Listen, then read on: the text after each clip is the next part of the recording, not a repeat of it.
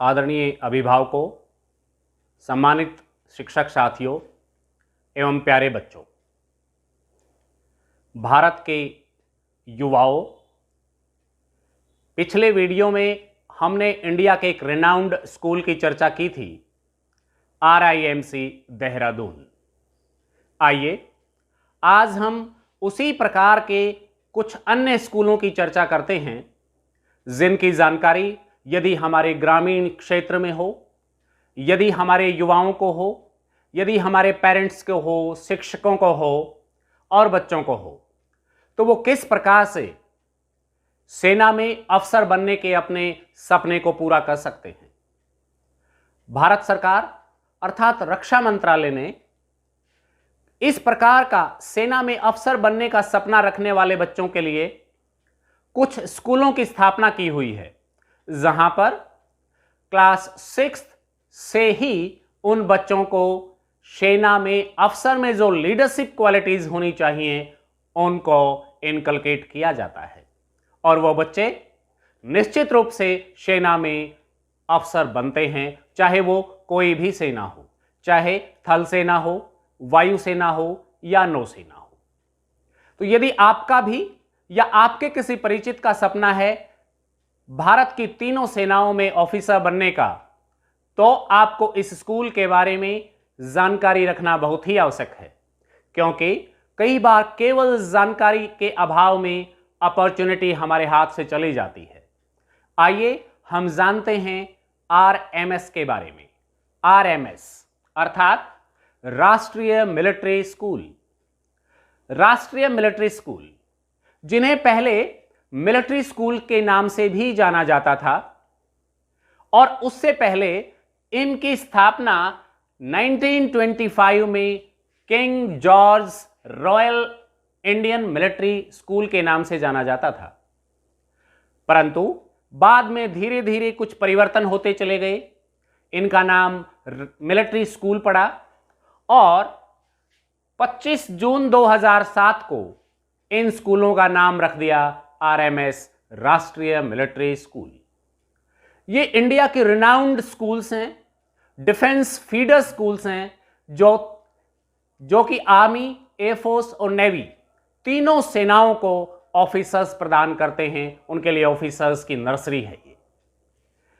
RMS India में केवल 5 हैं, इसलिए इन स्कूलों की वैल्यू बढ़ जाती है, इनकी क्रेडिबिलिटी बढ़ जाती है और बहुत से बच्चों का सपना होता है इन स्कूलों से पढ़ाई करके डिफेंस के माध्यम से अपने राष्ट्र की सेवा करना। RMS राष्ट्रीय मिलिट्री स्कूल, सबसे पहले हम ये जान लेते हैं कि ये कौन कौन से हैं। देयर आर ओनली 5 राष्ट्रीय military schools, 2 schools in the state of Karnataka, 1 school in the state of Himachal Pradesh and 2 schools in the state of Rajasthan. Karnataka में जो 2 स्कूल हैं वो हैं RMS Bangalore and RMS Belgaum. Himachal Pradesh में जो स्कूल है वो है RMS चैल, राष्ट्रीय मिलिट्री स्कूल चैल, और राजस्थान में जो 2 स्कूल हैं वो हैं RMS Ajmer and RMS Dholpur. केवल 5 राष्ट्रीय मिलिट्री स्कूल हैं, बेंगलोर, बेलगांव, चैल, अजमेर एंड धौलपुर। पांचों इंफ्रास्ट्रक्चर और कॉम्पिटेंस फैकल्टी के हिसाब से, कॉम्पिटेंस ऑफ फैकल्टी के हिसाब से बहुत ही अच्छे स्कूल माने जाते हैं। इन स्कूलों में एडमिशन पाना, प्रवेश पाना हर बच्चे का सपना होता है, परंतु कुछ बच्चे ऐसे होते हैं जो हमारे ग्रामीण अंचल में, जिनको इन स्कूलों के बारे में पता ही नहीं होता। जो बच्चे पढ़ाई में बहुत अच्छे होते हैं लेकिन इन स्कूलों की जानकारी ना होने के अभाव में वो यहां तक नहीं पहुंच पाते। मैं चाहता हूं कि प्रत्येक बच्चे तक, प्रत्येक पेरेंट्स तक इन स्कूलों की जानकारी पहुंचनी चाहिए। हो सकता है इस जानकारी के मिलने के पश्चात आपका बच्चा RMS में पढ़ रहा हो या आप में से कोई बच्चा RMS से शिक्षा ले रहा हो। आइए हम जानते हैं कि RMS राष्ट्रीय मिलिट्री स्कूल्स में एडमिशन किन किन क्लासेस में होते हैं और उन एडमिशन होने का क्या क्राइटेरिया है। सबसे पहले तो मैं आपको यह बता दूं, this is completely boarding school, residential school है, रिहायशी स्कूल है, बच्चे को वहीं पर रहना होता है। Second is this is only for mails, means only for boys, not for girls. लेकिन बहुत ऐसा माना जा रहा है बहुत जल्द, क्योंकि गर्ल्स किसी भी क्षेत्र में पीछे नहीं हैं, गर्ल्स के लिए भी यहां शिक्षा शुरू हो जाएगी। इन स्कूलों में क्लास 6, क्लास 9 और क्लास 11 में बच्चा एडमिशन ले सकता है। जहां क्लास 6 और 9 की बात है, इसके लिए CET नाम की एक परीक्षा होती है, कॉमन एंट्रेंस टेस्ट होता है। बच्चे को इस कॉमन एंट्रेंस टेस्ट को क्वालिफाई करना होता है। सबसे पहले एंट्रेंस टेस्ट होता है, जिसे हम CET के नाम से जानते हैं। एंट्रेंस टेस्ट क्वालिफाई करने पर इंटरव्यू होता है, और इंटरव्यू और एंट्रेंस टेस्ट की कंबाइंड मेरिट बनकर आपको मेडिकल के लिए भेजा जाता है। किसी मिलिट्री हॉस्पिटल में बच्चे का मेडिकल एग्जामिनेशन होता है। इसके पश्चात मेरिट लिस्ट जारी होती है, और जो बच्चे टॉपर होते हैं उनका सिलेक्शन RMS में हो जाता है। वो कोई भी स्कूल होता है, हो सकता है कि इसमें नेशनल मेरिट होती है, कोई किसी स्टेट की कोई रिजर्वेशन नहीं होती।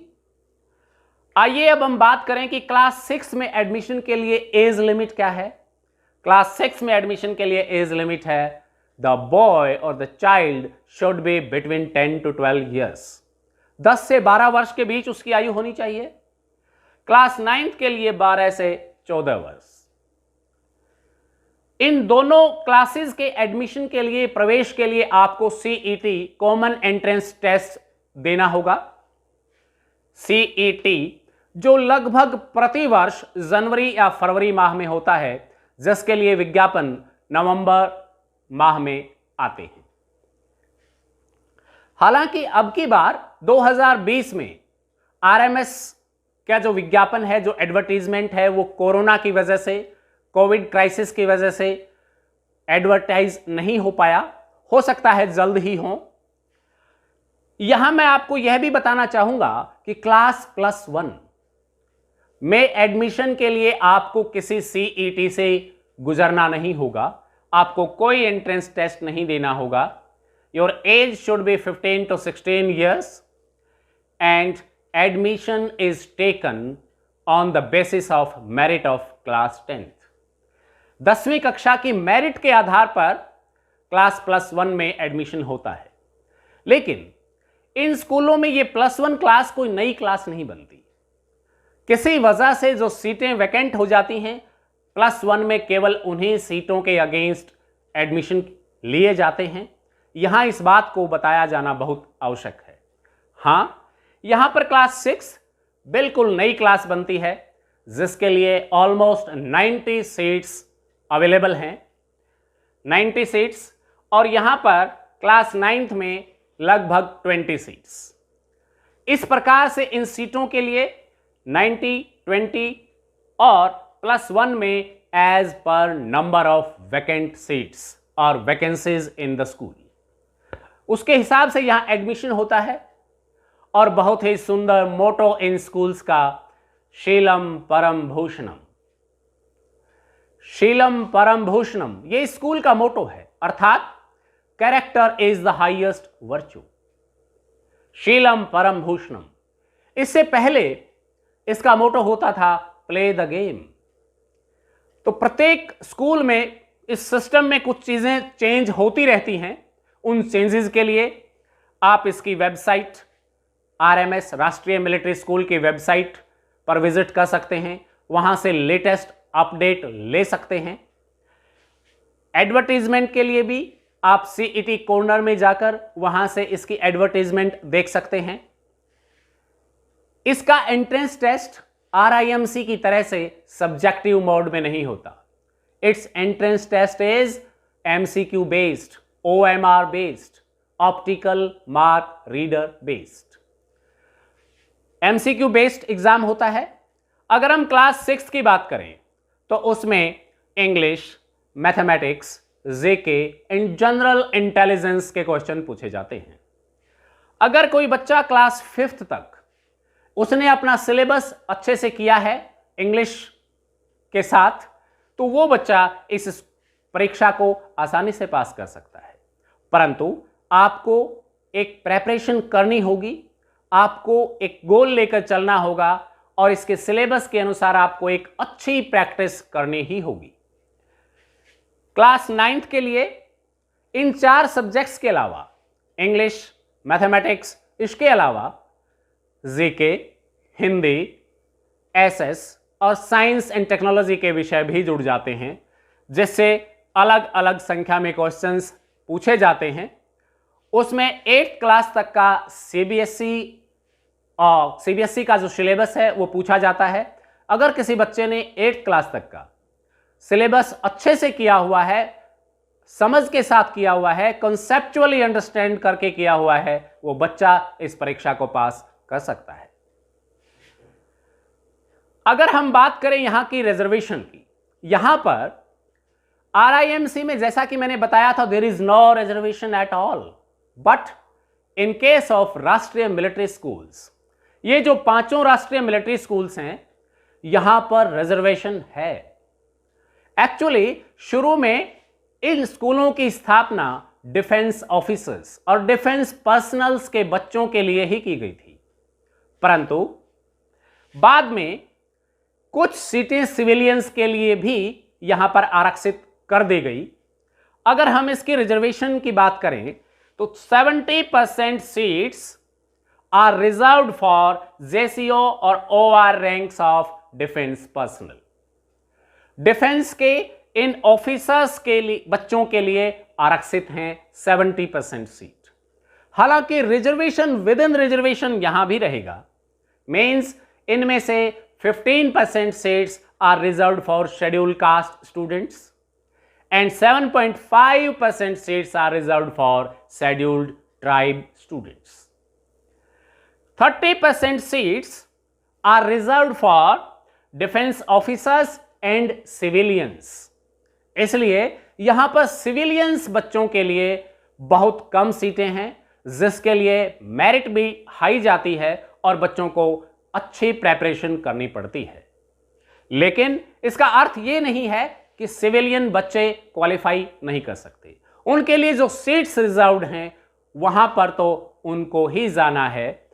अगर वो सिविलियन बच्चे या डिफेंस पर्सनल के बच्चे गोल फिक्स करके, फोकस करके अपनी प्रेपरेशन करें, they can qualify and get admission in RMS all the 5 school of राष्ट्रीय military schools. 50 seats, not percent, 50 seats are reserved for war martyrs. शहीदों के बच्चों के लिए आरक्षित हैं।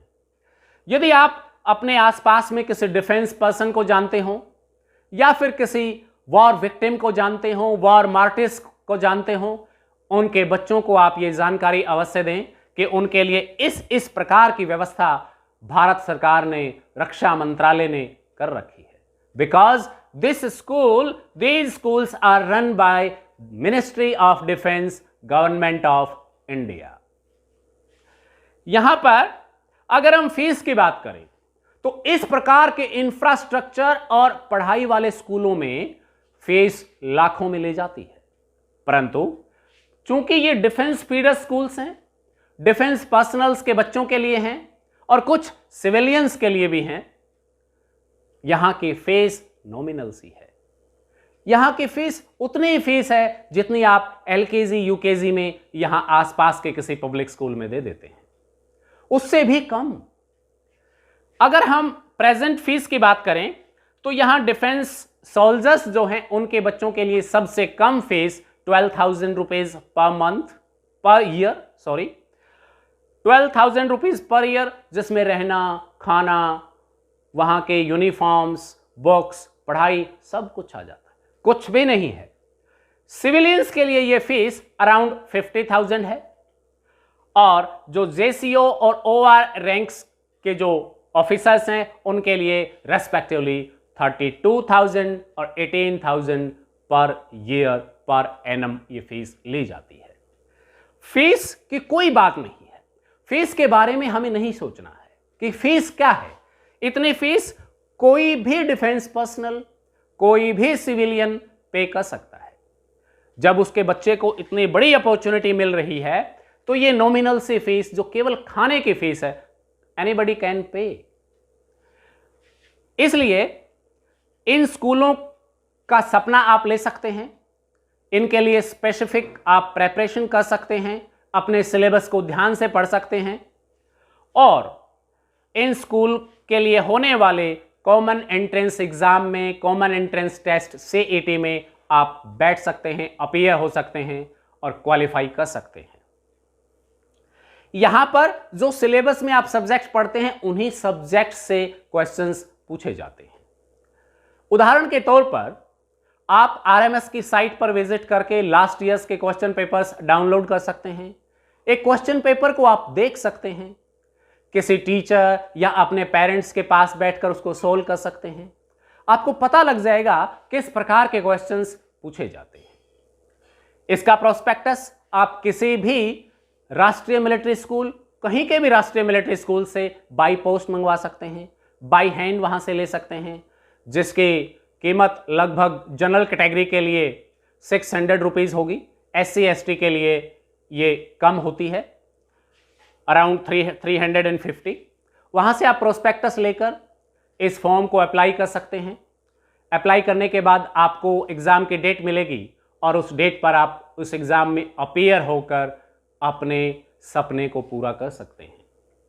इन स्कूलों से निकलने वाले प्रोडक्ट्स भारतीय सेनाओं में बहुत उच्च पदों पर आसीन हैं और ना केवल सेनाओं में बल्कि अन्य क्षेत्रों में भी सबसे आगे रहते हैं, क्योंकि यहां पर ये लीडरशिप की नर्सरीज हैं। यहां पर लीडर्स तैयार किए जाते हैं और डिसिप्लिन में रहकर, डिफेंस डिसिप्लिन में रहकर बच्चे को ट्रांसफॉर्म कर दिया जाता है और बच्चा एक बहुत ही अच्छा, इस देश का एक बहुत ही अच्छा नागरिक तैयार हो जाता है। हमने इस वीडियो में डिस्कस किया राष्ट्रीय मिलिट्री स्कूल्स, उन 5 राष्ट्रीय मिलिट्री स्कूल्स के बारे में, उनके एडमिशन प्रोसेस के बारे में और कौन उस स्कूल में जाकर अपना सपना पूरा कर सकता है, किस प्रकार से वो डिफेंस में ऑफिसर्स बन सकते हैं। इन स्कूलों की अधिक जानकारी के लिए आप राष्ट्रीय मिलिट्री स्कूल की वेबसाइट पर जाकर समय समय पर चेक कर सकते हैं और अधिक जानकारी ले सकते हैं। मैं यहां केवल इतना ही कहना चाहूंगा कि आप जितने बच्चों को हो सके इस तरीके की जानकारी अवेल अवश्य करवाएं, उन बच्चों को मोटिवेट करें ताकि हमारे देश को, हमारे देश की सेनाओं को बहुत ही अच्छे सैन्य अफसर मिल सके। Thank you very much, best of luck.